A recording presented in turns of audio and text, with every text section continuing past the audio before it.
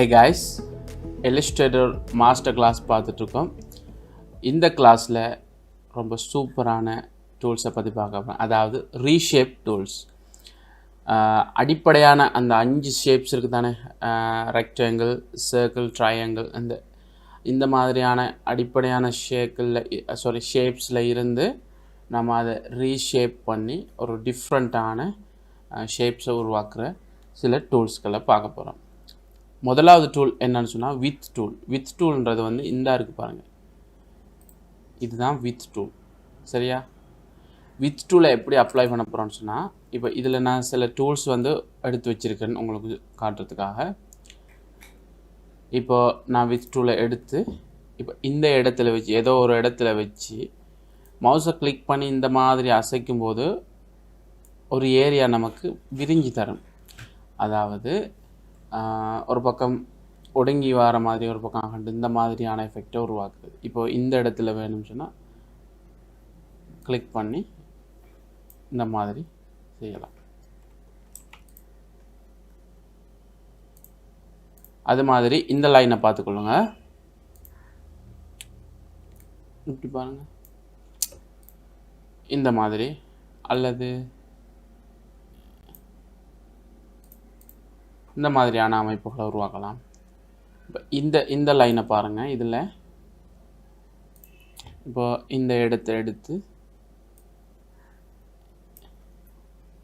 இந்த மாதிரி எடுத்து, இப்போ இந்த இடத்துல நாங்கள் கொஞ்சமாக மெதுவாக அது ஒடுக்கி திரும்ப இந்த இடத்துல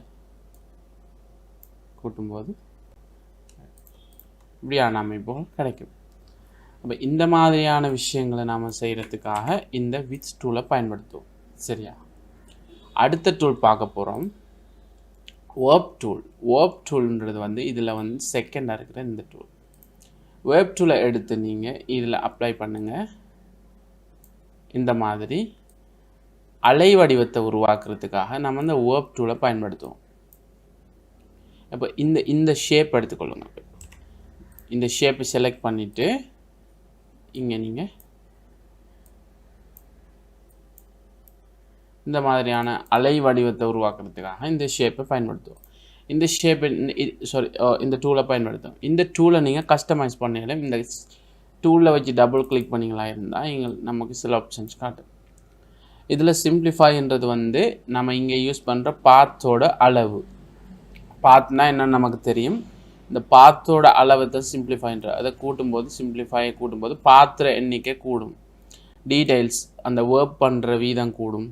இந்த மாதிரியான எத்தனை பிக்சல் அதில் வித் இருக்கணும், எத்தனை பிக்சல் அது ஹைட்டில் அது உயரணும், எத்தனை பிக்சல் அதோட அகலம், எத்தனை பிக்சல் இருக்கணுன்ற அந்த மாதிரி விஷயங்களை இதில் நீங்கள் செய்யலாம். இப்போ இதை ஓகே பண்ணிவிட்டு நீங்கள்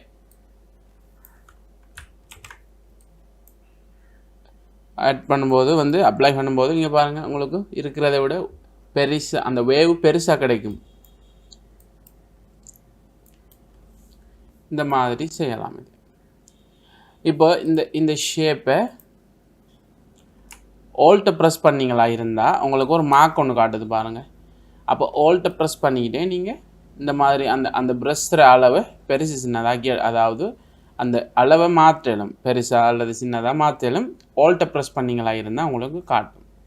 இப்போ ஆல்ட்டை ப்ரெஸ் பண்ணிவிட்டு நீங்கள் இதை இன்க்ரீஸ் பண்ண, அதாவது உங்களோட மவுஸை மூவ் பண்ணும்போது அது இன்க்ரீஸ் ஆகுது, டிக்ரீஸ் ஆகுது. ஆனால் ஒரு ஒழுங்கு இல்லாமல் அந்த வட்டம் நீள் வட்டமாக இந்த மாதிரி ஒழுங்கு இல்லாமல் மூவ் ஆகுது.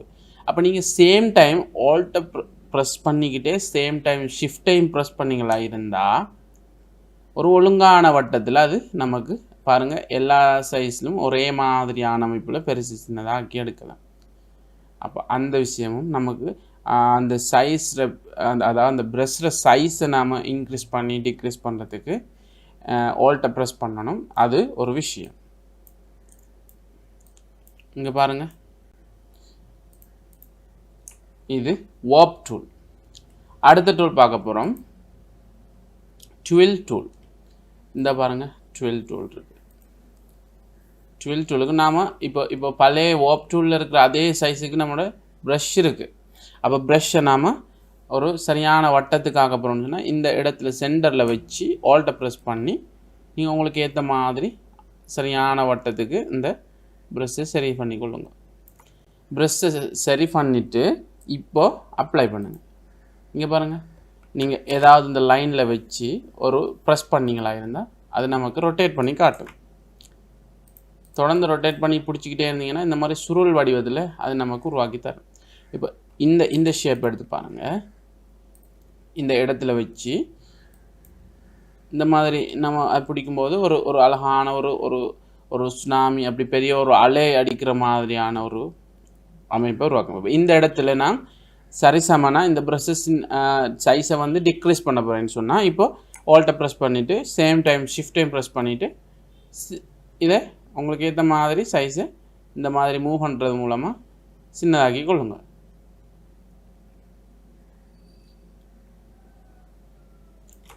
சின்னதாக்கிட்டு இப்போ இங்கே ஒரு இடத்து நீங்கள் இந்த மாதிரி நீங்கள் செஞ்சு கொள்ள இப்போ அழகான இப்படியான ஷேப்ஸை உருவாக்கலாம். இப்போ இந்த ஷேப்களுக்கு செஞ்சு பார்ப்போம்.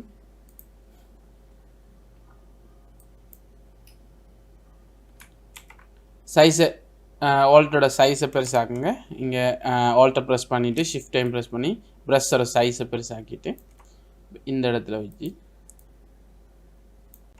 நம்மளுக்கு ஒரு டிஃப்ரெண்ட் ஒன்று கிடைக்காது. ஏன்னு சொன்னால் இந்த சைஸ் வந்து இது எந்த அளவுக்கு இந்த ப்ரஷ் வெளியே இருக்குது, அதாவது இந்த பாத்துலேருந்து வெளியே இருக்குன்றதை பொறுத்து தான் நமக்கு இந்த ஷேப் கிடைக்கும். இப்போ நான் இந்த இடத்துல வச்சு இங்கே பாருங்கள், இந்த மாதிரி டிஃப்ரெண்ட்டான ஷேப்ஸை உருவாக்கலாம். இது 12 டூல். அடுத்த டூல் பார்க்க போகிறோம், பக்கர் டூல். பக்கர் டூல்ன்றது வந்து இந்த இருக்கிறது சரியா. பக்கர் டூலை எடுத்துட்டு நான் இந்த ஷேப்பை ப்ரெஸ் பண்ணி சரியாக சென்டர் பாயிண்டில் வச்சு ஒரு ப்ரெஸ் பண்ணுறேன். இந்த மாதிரி ஒரு அமைப்பு கிடைக்குது சரியா. இப்போது இந்த லைனில் வச்சு நான் பக்கர் டூலை அப்ளை பண்ணுறேன். இப்போ பாருங்கள்,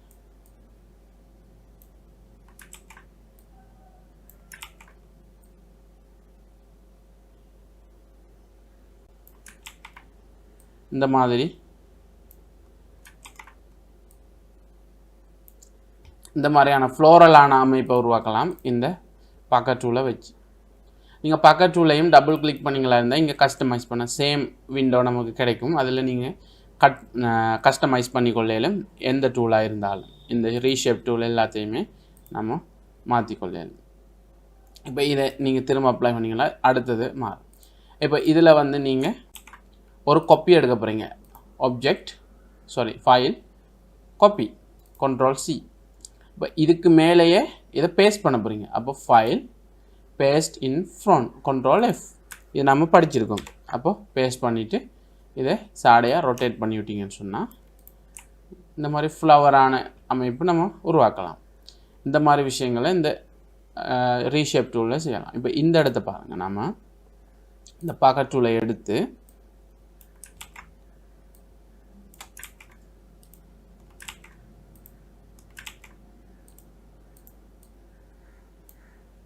இந்த மாதிரி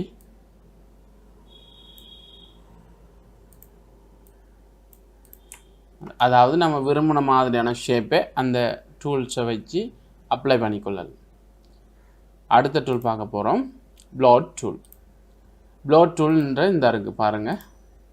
இப்போ இந்த இடத்துல வச்சு நான் ப்ரெஸ் பண்ணுறேன்.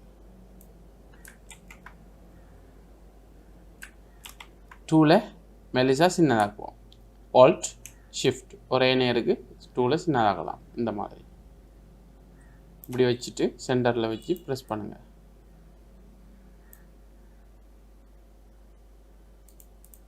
இந்த மாதிரி அந்த இந்த எட்ஜ் வந்து இப்படி வளைஞ்சிற மாதிரி அமைப்போல் உருவாக்கலாம். அடுத்தது இந்த லைனை வச்சு செய்யலாம் பாருங்கள். ஒரு மாதிரியான அந்த ரவுண்ட் உங்களுக்கு விளங்குது, பார்த்தாலே விளங்கும். ஒரு ரவுண்ட் மாதிரியான வளைவு தான் இந்த டூலோட ஃபங்க்ஷன். இங்கே பாருங்கள்,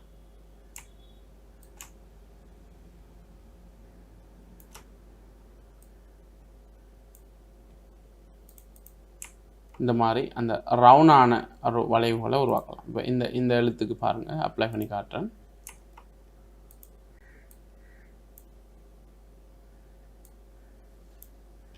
இந்த மாதிரி டெக்ஸ்ட்டில் ஒரு டிஃப்ரெண்ட்டாக உருவாக்குறது, இந்த மாதிரி விஷயங்களை நாம் இந்த டூலில் செஞ்சு கொள்ளலாம். அடுத்த டூல் ஸ்கேலப் டூல். ஸ்கேலப் டூல்ன்றது இந்த இருக்குது பாருங்கள். ஸ்கேலப் டூல் என்ன மாதிரி அப்ளை பண்ணுறோம்னு இப்போ இந்த 3 ஷேப்பையும் இங்கே நம்ம அப்ளை பண்ணி மாற்றி காட்டுவோம். இப்போ டூலை வந்து சைஸை பெருசாக்குறேன். இப்போ அப்ளை பண்ணும்போது பாருங்கள்,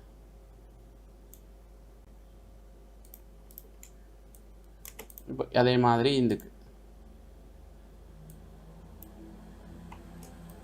அதே மாதிரி இதுக்கு வந்து இந்த பார்டரில் செலக்ட் பண்ணணுமா, அந்த ஒரு குறிப்பிட்ட அந்த ஷேப்பை செலக்ட் பண்ணிட்டு தான் அப்ளை பண்ணணும். சின்னதாக்குங்க, ஆல்ட்டை ப்ரெஸ் பண்ணி ஷிஃப்ட் அண்ட் சேம் டைமில் பிடிச்சி சின்னதாக்குவோம். சின்னதாக்கிட்டு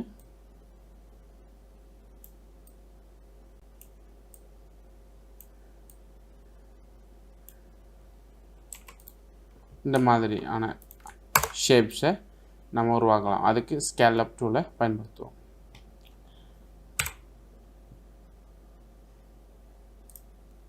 அடுத்தது வந்து கிறிஸ்டலைஸ் டூல். இதையும் பாருங்கள், இந்த ஷேப்ஸை நான் டிஃப்ரெண்ட்டாக மாற்றி காட்டுறேன். இந்த இருக்குது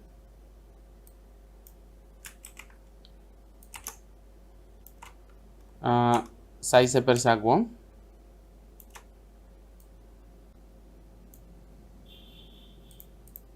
இந்த மாதிரியான அமைப்போல் உருவாக்கலாம். இங்கே இதை வச்சு செஞ்சு காட்டுறேன்னு பாருங்கள்.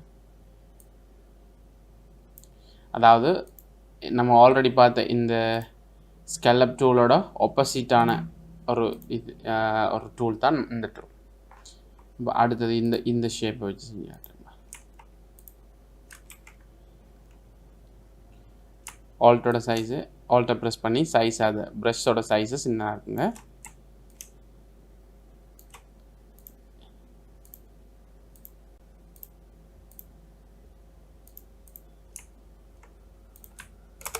இப்படி டிஃப்ரெண்ட்டான ஷேப்ஸை உருவாக்கலாம்.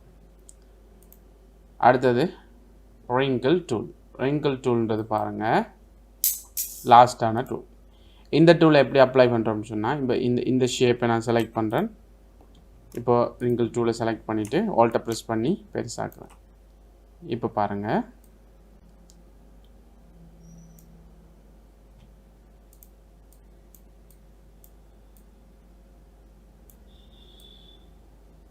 ஒரு மாதிரியான அந்த பெயிண்ட் அதாவது பெயிண்ட் ஒன்று இந்த ஊற்றிப்பட்ட மாதிரி அந்த மாதிரி ஒரு ஸ்ப்ளாஷான எஃபெக்ட்களை உருவாக்கலாம்.